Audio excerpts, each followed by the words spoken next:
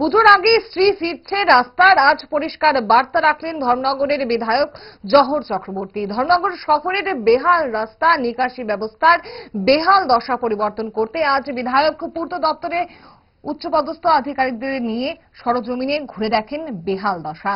রাস্তার হতশ্রী চেহারা মেরামতিতে দ্রুত পদক্ষেপ গ্রহণের জন্য পূর্ত আধিকারিকদের বলেছেন বিধায়ক। পুজোর পর রাস্তা সহ নিকাশি ব্যবস্থার স্থায়ী সমাধানে প্রয়োজনীয় সমস্ত পদক্ষেপ গ্রহণ করার কথাও জানান বিধায়ক জহর চক্রবর্তী।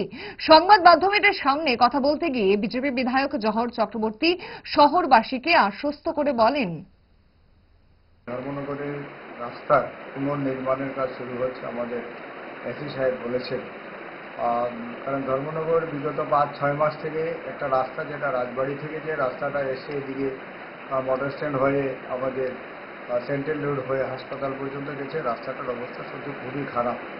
এবং তার জন্য প্রতিদিন বৃষ্টি হচ্ছে, এটা একটা কারণ। বৃষ্টির কারণে রাস্তাটা নষ্ট হয়ে গেছে। এখন ওনাদের যে টেকনিক্যাল সিস্টেমে বিএমবিসি সেই পদ্ধতিতে মানে খুব পাকাপোক্তভাবে রাস্তাটা তৈরি করা হবে।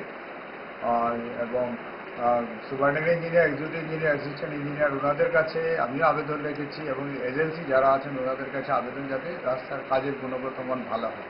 এবং শুধু এই কাজটাই নয়, প্রত্যেকটা কাজ আমার অনুরোধ ওনাদের কাছে, ডিপার্টমেন্টের কাছে যেমন থাকবে, যারা এজেন্সি যারা রয়েছেন ওনাদের কাছে অনুরোধ থাকবে এই এলাকাতে, সেটা রাস্তাই হোক, বিল্ডিংই হোক, ড্রেনই হোক, যেটাই হোক, যাতে কাজের গুণগত মান ভালো হয়।